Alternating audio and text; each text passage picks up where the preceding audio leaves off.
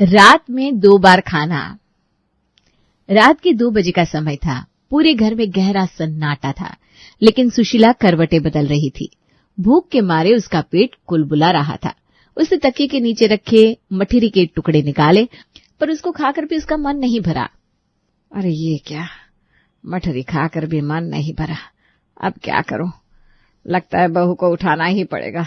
भूख के मारे मेरी तो जान निकली जा रही है। अब सुशीला से रहा नहीं गया।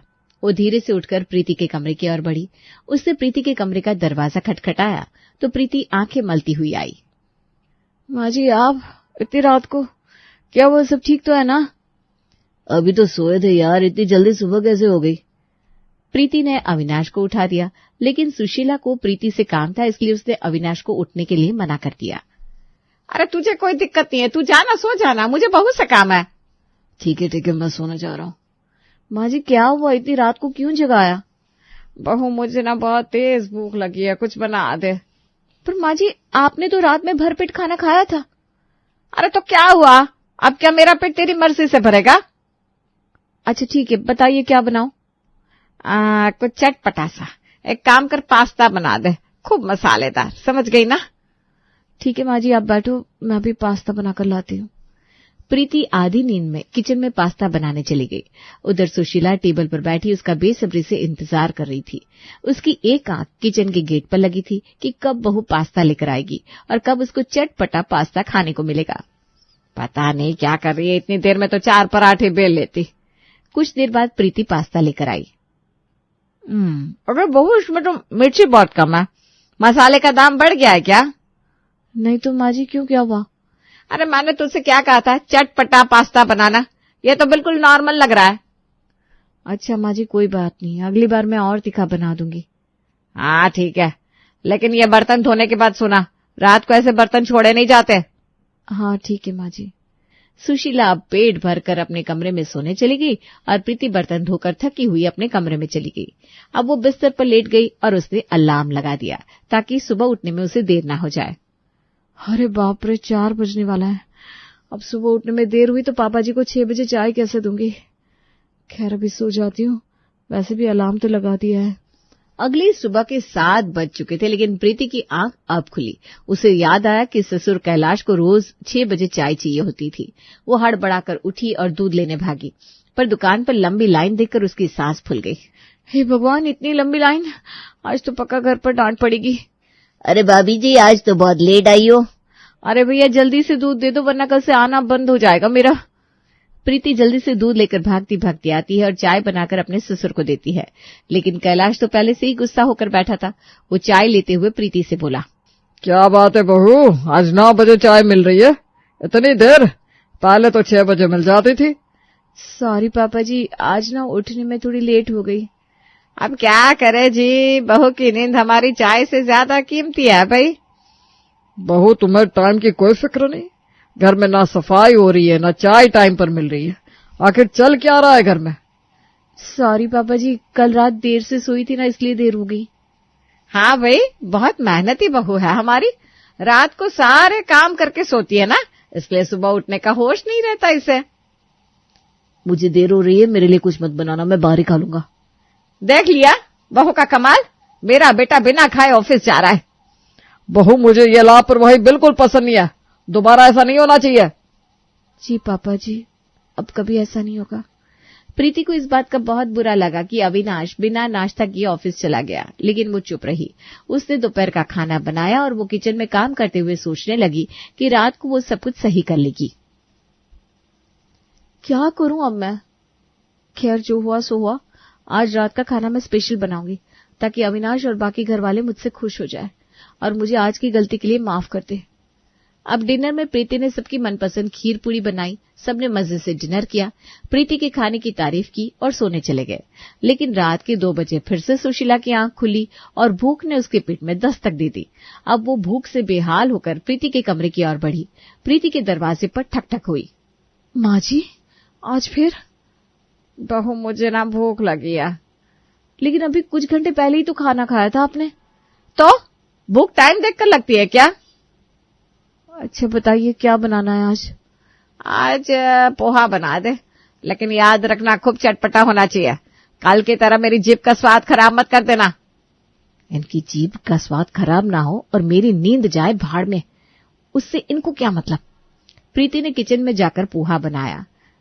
उसने इस बार खूब मिर्च मसाले से पोहा बनाया ताकि सुशीला उससे दोबारा शिकायत ना करे।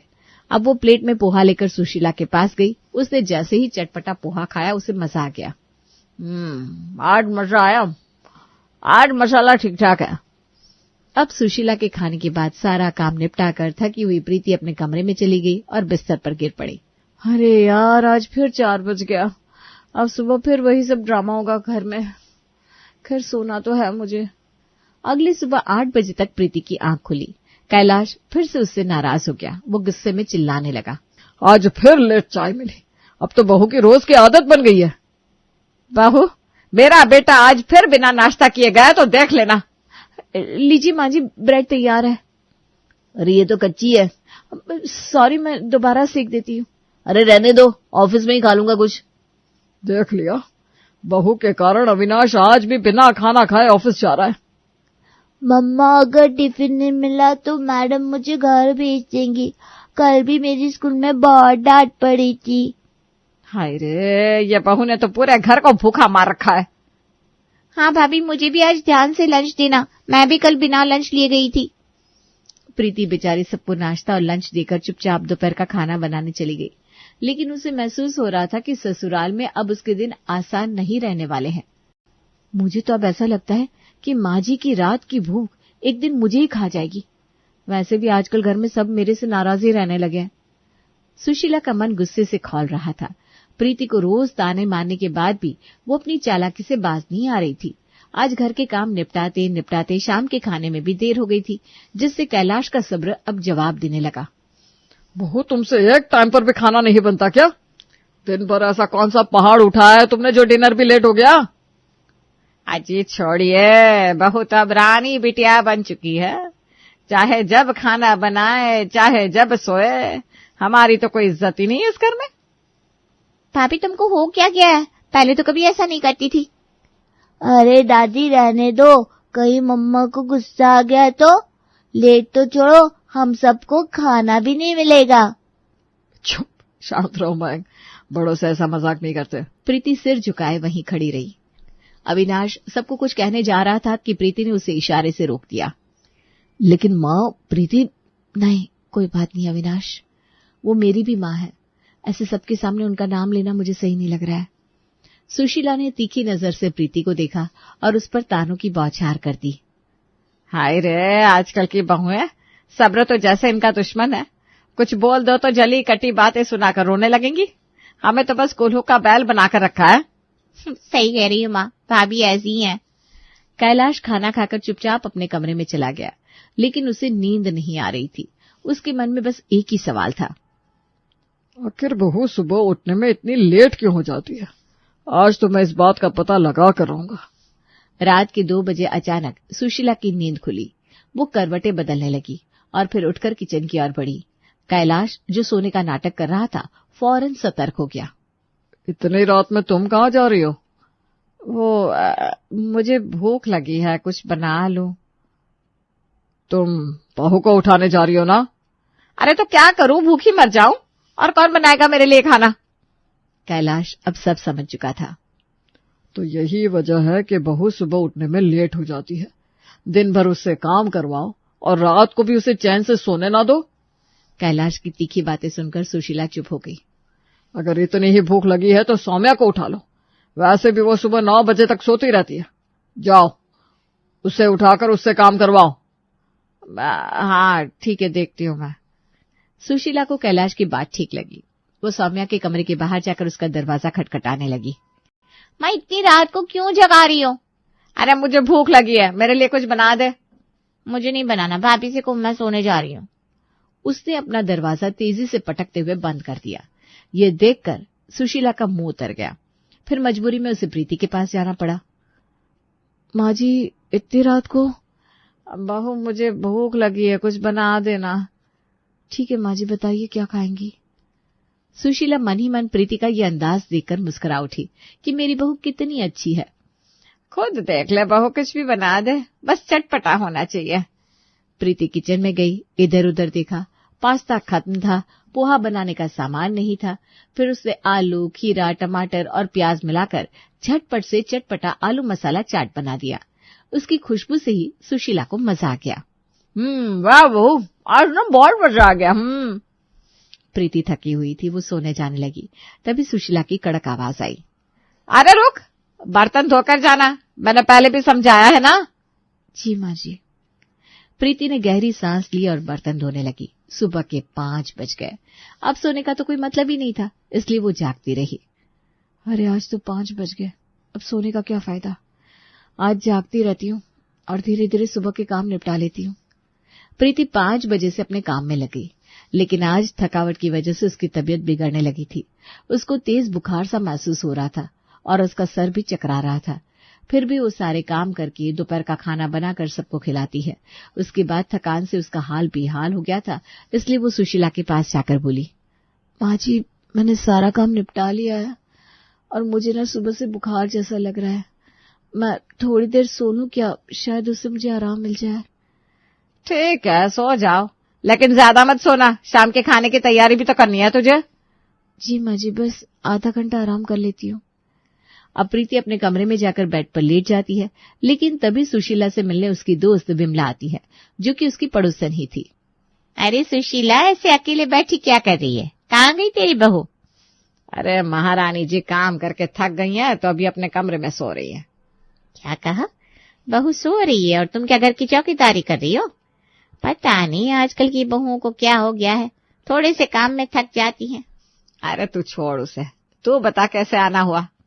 मैंने सोचा तेरे घर जाकर एक कप चाय पीऊंगी, लेकिन तू तो यहाँ खुद ही चौकीदारी कर रही है। अरे तो मैं अभी बहू से कह देती हूँ, वो उठकर चाय बना देगी। अरे नहीं, करने दे उसे आराम, मैं फिर कभी आऊंगी। भगवान बचाए ऐसी कामचोर बहुओं से। राम राम राम राम। भला हो तेरा सुशीला। विमला के जाते ही सुशीला को प्रीति पर बहुत तेज गुस्सा आया और वो उसके कमरे में जाकर उस पर चिल्लाने लगी। तभी प्रीति दर्द और बुखार से परेशान, ऊपर से सांस के तानों को झेलती हुई रोने लगी। कैलाश ये देखकर प्रीति के मन को समझ गया और वो प्रीति से बोला, बहू, तबीयत ठीक नहीं लग रही है तुम्हारी? जी पापा जी, मुझे बुखार जैसा लग रहा है। अगर ज्यादा खराब लग रही हो तो कुछ दिन मायके चली जाओ, आराम कर लो। ठीक है पापा जी, मैं अपने भाई को बुलाकर उनके साथ आज ही कुछ दिन के लिए घर चली जाऊंगी। सुशीला ने जब ये सुना तो अंदर ही अंदर खुश हो गई। चलो अच्छा है, अब मुझे इसकी सेवा नहीं करनी पड़ेगी, जाने दो इसे मायके। अब प्रीति ने अपने भाई को फोन किया और दोपहर में ही वो अपने मायके चली गई। घर का सारा काम सुशीला के सिर आ गया। शाम का खाना उसे खुद बनाना पड़ा, लेकिन उससे खाने में नमक ज्यादा हो गया। अरे वाह, रोज तो बहू को सुनाती थी, अब खुद देख लो, खाना बनाना कितना आसान होता है, नहीं? अगर ताना मारना ही रह गया तो खुद ही बना लो। मयंक पास खड़ा अपनी दादी के मजे ले रहा था। दादी, अब आपको पता चला मम्मा बिल्कुल भी मेहनत नहीं करती थी। खाना बनाना सच में आसान होता है ना? सुशीला मुंह फुलाकर बैठ गई। घर में बहू नहीं थी, लेकिन उसकी कमी हर किसी को खलने लगी थी। रात के खाने के बाद सुशीला की हालत खराब थी। पूरे दिन के काम ने उसकी कमर तोड़ दी थी। अरे मोरी मैया, आज तो मेरी कमर टूट गई, इतना काम है घर में, कैसे करूं? जैसे तैसे उसने बर्तन समेटे और जाकर बिस्तर पर गिर पड़ी। लेकिन उधर कैलाश चुपचाप सोने का नाटक कर रहा था। उसे पता था कि बहू को सुशीला ने कितना परेशान किया है, इसलिए अब वो भी वैसा ही करके सुशीला को सबक सिखाना चाहता था। रात के 2 बजे कैलाश अचानक उठकर बैठ गया। सुशीला की भी आंखें खुल गई। उसे बहुत तेज भूख लग रही थी। अरे ओ सुशीला, बहुत भूख लग रही है, कुछ खाने को बना दे। क्या इतनी रात में? तुम्हारा दिमाग खराब हो गया है क्या? मैं नहीं उठने वाली। अरे जब बहू को रोज इसी टाइम उठाती थी तब तो तुझे बहुत मजा आता था। चलो अब खुद उठ के बनाओ, मेरा भी पेट जल रहा है। अरे मुझसे नहीं होगा, अगर इतनी भूख लगी है तो खुद बना लो और मेरे लिए भी कुछ ले आना। वाह भाई, जब बहू को तड़पा रही थी तब तो तुझे कोई फर्क नहीं पड़ता था, अब खुद पर आई तो बिस्तर से नहीं हिल रही हो। सुशीला को कैलाश की बात चुप गई। उसे भी भूख लगी थी, इसलिए मजबूरी में वो उठी और किचन में जाकर कुछ बना लाई। दोनों ने साथ में खाना खाया और फिर सो गई। लगता है आज खुद ही चाय बनानी पड़ेगी, बहू की तो देर सवेर चाय मिल जाती थी। सुशीला देर से उठी। क्योंकि रात में ठीक से सो नहीं पाई थी। जल्दी जल्दी तैयार होकर बिना झाड़ू लगाए दूध लेने गई, लेकिन वहां जाकर उसे पता चला कि दूध तो खत्म हो चुका है। वो खाली हाथ वापस लौट आई। सुशीला, ये क्या, अब तक चाय क्यों नहीं बनी? अब डेयरी पर दूध खत्म हो गया तो क्या करूं मैं? वाह, जब बहू एक दिन देर से उठती थी तो उसे खूब सुनाती थी, अब खुद सोई पड़ी थी तब सब सही। दादी भूख लगी है, कुछ खाने को दो ना। अरे बेटा, अभी तो कुछ बना ही नहीं है। मामा, जब भाभी घर संभालती थी तब सब टाइम पर मिलता था, अब तो सब बर्बाद हो रहा है। अब समझ में आया कि प्रीति कितना अच्छा संभालती थी घर। माँ तो बस हुक्म चलाने में ही एक्सपर्ट है। सुशीला को अब समझ में आ रहा था कि घर चलाना कितना मुश्किल होता है। सुशीला सुबह जल्दी पानी नहीं भर पाई थी, इसलिए दोपहर में पानी की किल्लत हो गई। नाश्ता तो बना ही नहीं था और अब खाने का भी ठिकाना नहीं था। अब दोपहर का खाना भी नहीं बनेगा क्या? भूखे मरे हम। अब पानी नहीं भरा था तो क्या करूं मैं? तब क्या होटल से खाना मंगाएंगे? भैया, आज तो माँ का राज चल रहा है तो भूख से ही मरना पड़ेगा हमें। दादी, कम से कम ब्रेड ही दे दो, सुबह से बहुत भूख लग रही है। सुशीला को खुद पर गुस्सा आ रहा था। उसे एहसास हो रहा था कि जब बहू घर पर नहीं होती तो घर कैसे अस्त व्यस्त हो जाता है। दोपहर को सबको मजबूरी में होटल से खाना मंगाकर खाना पड़ा। कैलाश उसे देखकर मजे ले रहा था। अब आया ना मजा तुझे सुशीला? जब बहू वापस आ जाए तो उसकी मजबूरी समझना और रात में खाने की आदत छोड़ दे। हाँ, समझ गई। अब आप ना मुझे और जलील मत कीजिए। शाम को जब पानी आया तो सुशीला ने जल्दी जल्दी खाना बनाया। पूरा घर परेशान हो चुका था।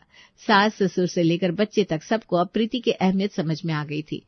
रात को जब सब खाना खा चुके थे तो सुशीला ने गहरी सांस ली और तभी दरवाजे की घंटी बजी। प्रीति लौट आई थी। माँ जी, कैसी हो आप? सुशीला ने बिना कुछ कहे रसोई की चाबी प्रीति की ओर बढ़ा दी। बहू, अब तुम ही अपनी रसोई संभालो, ये मेरे बस की बात नहीं है। आप ठीक तो हो माँ जी? हाँ बहू, अब समझ में आ गया मैंने तुझे कितना परेशान किया। अब तुझे कभी नहीं जगाऊंगी। खुद भूख लगेगी तो अपना इंतजाम कर लूंगी। ये सुनकर कैलाश जोर से हंस पड़ा। देखा, मैंने कहा था ना, खुद पर जब आती है तभी समझ में आता है। ये सुनकर पूरा घर जोर से हंसी के ठहाकों से मुस्कुरा दिया। सबने चैन की सांस ली क्योंकि घर फिर से पहले जैसा हो गया था।